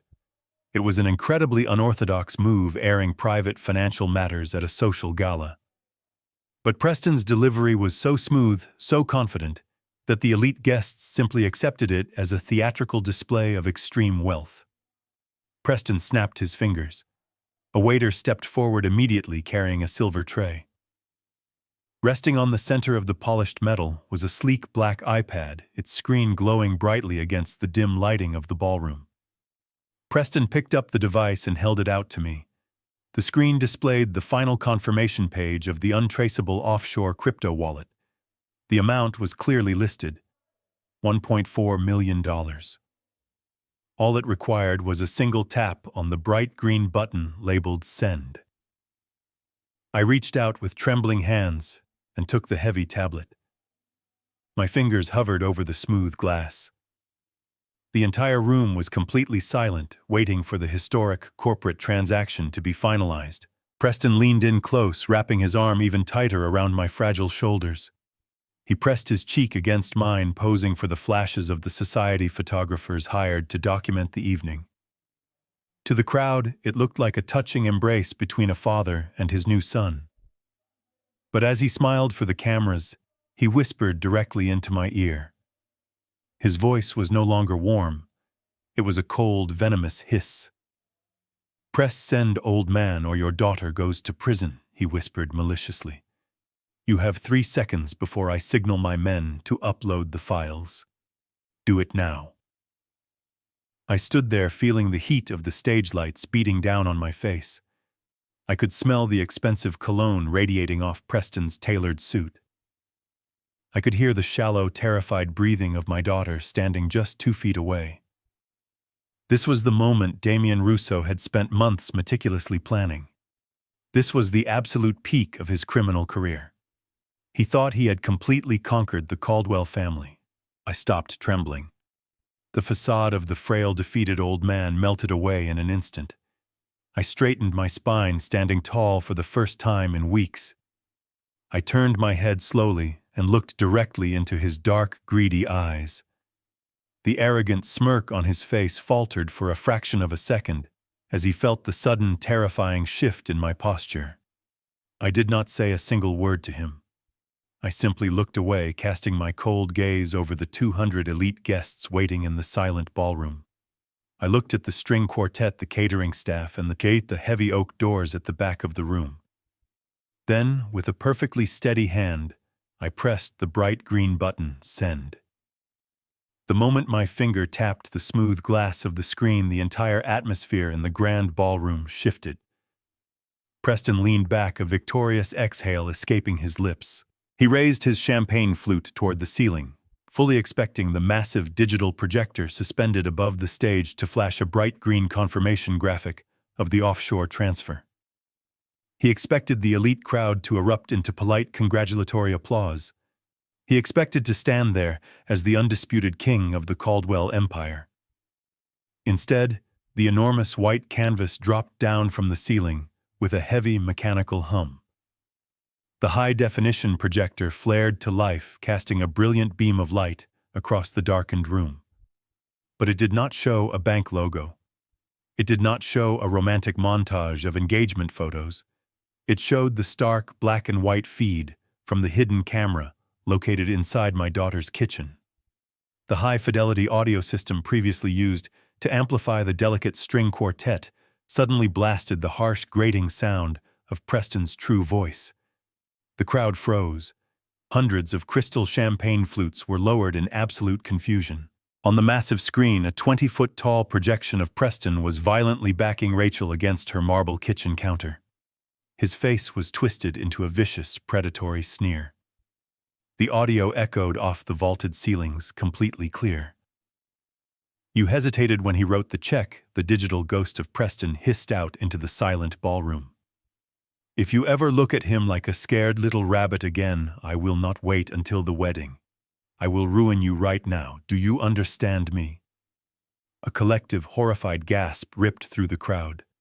I watched the faces of my oldest friends. The hospital board members and the powerful politicians contort into profound shock. Women covered their mouths in shock. Men stiffened their eyes, darting between the horrifying footage on the screen and the man standing right next to me on the stage. Rachel immediately stepped away from Preston. She did not look like a frightened victim anymore. She stood tall, her shoulders pulled back, the emerald green fabric of her gown sweeping across the stage as she moved to my side. I reached out and wrapped my arm securely around her waist, pulling her close. We stood together, presenting a united, unbreakable front. Preston's champagne flute slipped from his fingers. It hit the polished wooden stage, shattering into dozens of sharp fragments, the expensive vintage wine splashing across his custom Italian leather shoes. His mouth opened and closed silently, his eyes wide with absolute panic as he stared at the massive screen overhead. Before the crowd could even process the violent threat they had just witnessed, the video feed cut abruptly. The screen transitioned to a series of highly detailed digital documents. It was the forged pediatric intensive care records, but Victor Thorne's cybersecurity expert had completely deconstructed the forgery. Bright red circles highlighted the mismatched timestamps. Bold digital text crawled across the bottom of the projection, clearly explaining how the hospital mainframe had been illegally accessed from an external, unregistered server located in Eastern Europe. The presentation displayed undeniable forensic proof that the catastrophic medical errors had been entirely fabricated by a team of mercenary hackers. The chief of medicine for Boston General Hospital was sitting at table 3. I watched him stand up slowly, his face flushed with absolute outrage as he realized one of his best pediatric surgeons had been the target of a malicious extortion plot. The presentation did not stop there. The screen shifted one final time. The medical files dissolved, replaced by a complex scrolling web of international banking data. It was the digital Trojan horse in all its glory. The massive projector displayed the exact routing numbers, the hidden offshore accounts, and the names of the 15 shell companies Preston had registered just days ago. A harsh robotic voice generated by the presentation software began reading the transaction logs aloud. It detailed millions of dollars of illicit cartel funds flowing directly into accounts legally owned by the man standing on the stage. The word fraud flashed in massive red letters, followed instantly by the phrase, international money laundering. The elite crowd began to murmur loudly. The polite silence of high society was completely shattered by a rising tide of angry voices. Preston was breathing heavily, his chest heaving under his tailored midnight blue tuxedo jacket. For 10 agonizing seconds, the charming, sophisticated hedge fund manager was completely gone. In his place stood Damien Rousseau, the desperate street hustler, who had just been caught in the glaring spotlight. He looked frantically toward the emergency exits at the back of the ballroom. I saw his cartel enforcers backing away into the shadows, realizing that the entire operation had been hopelessly compromised. They were abandoning him. He was completely alone on the stage, exposed to the wrath of the most powerful people in the city. I looked at him, feeling a deep, cold satisfaction settling into my bones. "You wanted a public display," I said softly, making sure only he could hear me over the rising chaos of the ballroom. "I hope you appreciate the presentation."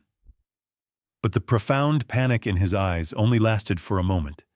His massive, blinding ego simply could not accept total defeat. He blinked rapidly, his jaw clenching, as his criminal mind scrambled for a lifeline. He looked at the screen, then back at me, his posture slowly straightening. He smoothed the lapels of his jacket, forcing his frantic breathing to slow down. The raw fear on his face was rapidly replaced by a cold, arrogant fury. He still believed he held the ultimate trump card. He still believed he had outsmarted me in the corporate boardroom.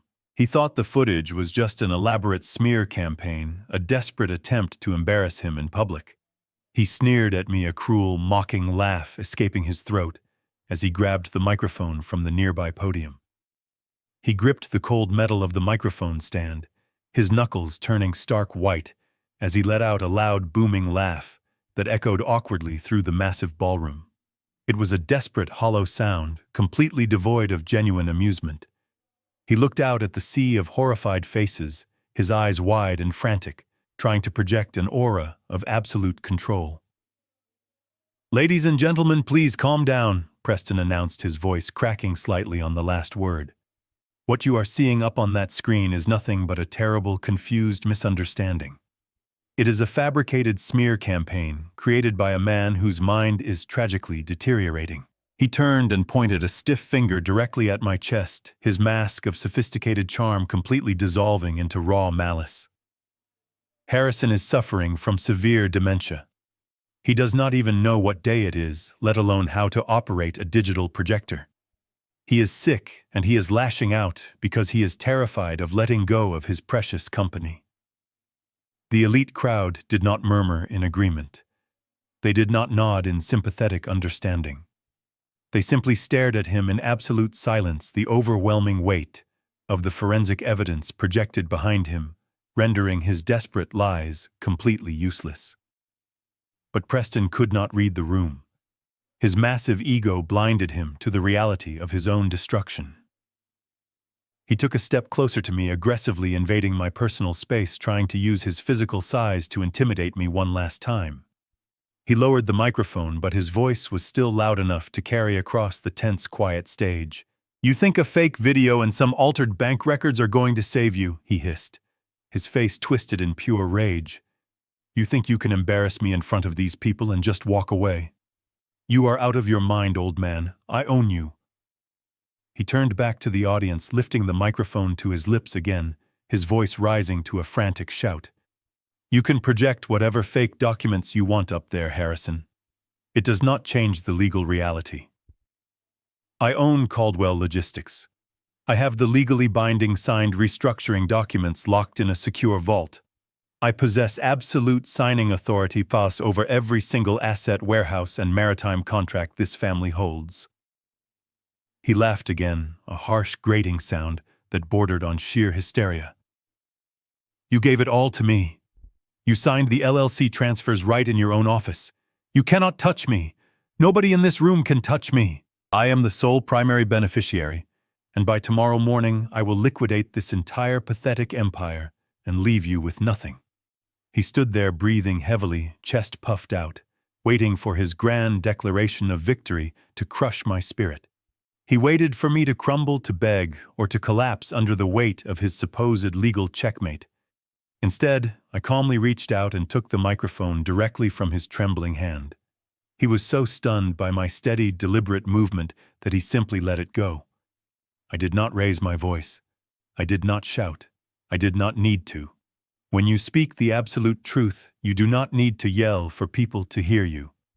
Preston, I said, my voice smooth, deep, and carrying the full, unyielding weight of a man who had spent 40 years commanding entire industries. You are absolutely correct about one thing.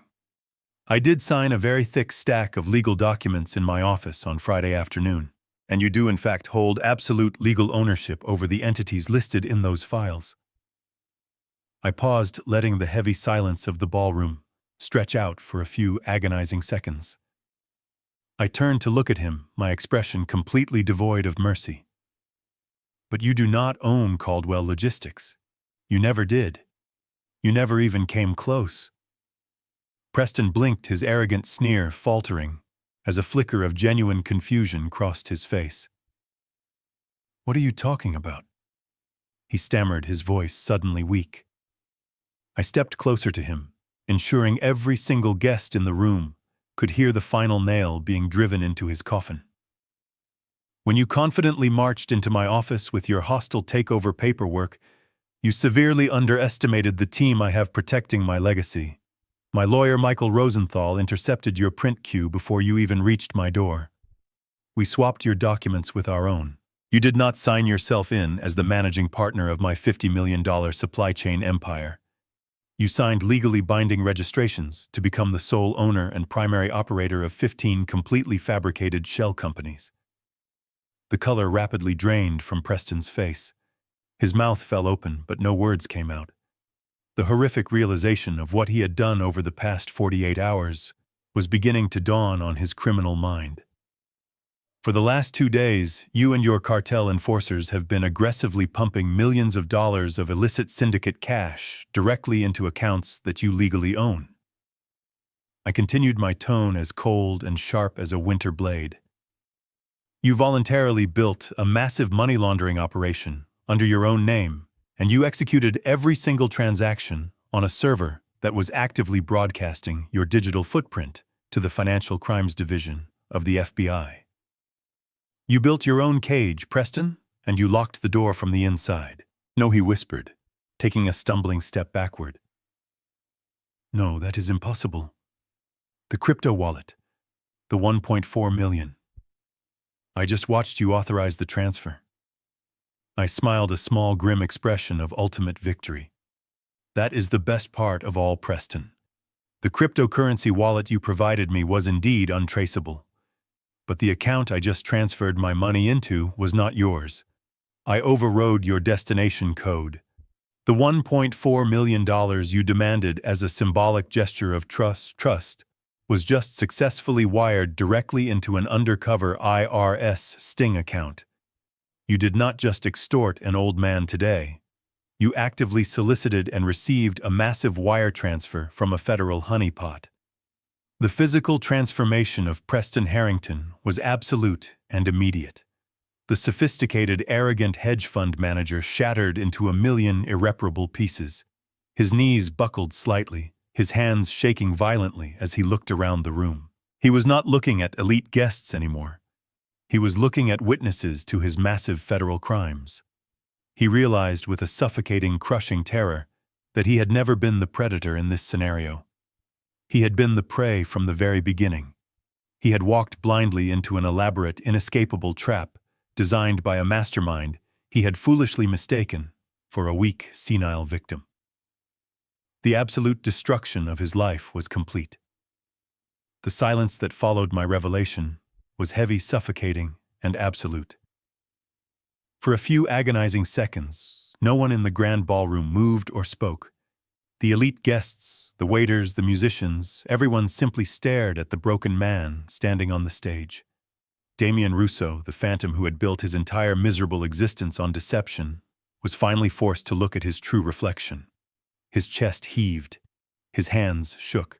He took another step backward, his expensive Italian leather shoes slipping slightly on the spilled champagne from his dropped glass. He looked toward the heavy oak doors at the back of the room, calculating his chances of escaping into the cold Boston night. He never even got the chance to try. The heavy double doors of the Four Seasons ballroom did not just open. They violently burst apart, the thick wood crashing against the walls with the force of a detonated bomb. The polite, refined atmosphere of the engagement party was instantly shattered by the deafening sound of heavy combat boots hitting the polished marble floor. Dozens of federal agents flooded into the room. They wore dark tactical gear with the bold yellow letters of the FBI and the IRS plastered across their armored vests. They moved with terrifying speed and absolute precision, a highly coordinated military strike dropping right into the middle of a high society gala. Victor Thorne led the charge. The former federal ghost had traded his faded gray trench coat for a tactical vest, his face a mask of cold, professional determination. "Nobody move!" Victor's voice boomed over the chaos, echoing through the massive space with absolute authority. "Federal agents, keep your hands where we can see them and step away from the center of the room." The wealthy guests shrieked and scattered. Women in expensive gowns grabbed their husbands, pulling them toward the edges of the ballroom. The catering staff dropped their silver trays, diving behind the buffet tables for cover. The perfectly arranged seating plan dissolved into pure panic as the federal strike team rapidly secured the perimeter. Preston finally snapped out of his paralyzed state. The raw survival instinct of a career criminal completely took over. He spun around, his eyes frantically searching for an alternate exit. He saw a set of swinging doors leading toward the hotel kitchen on the left side of the stage. He bolted quickly. He shoved a terrified hospital board director out of his way, practically leaping off the edge of the polished wooden stage. But Victor Thorne had been hunting dangerous men for 2 decades. He anticipated the move before Preston even made it. Victor sprinted across the ballroom floor, cutting off the escape route with terrifying speed. Preston realized he was trapped.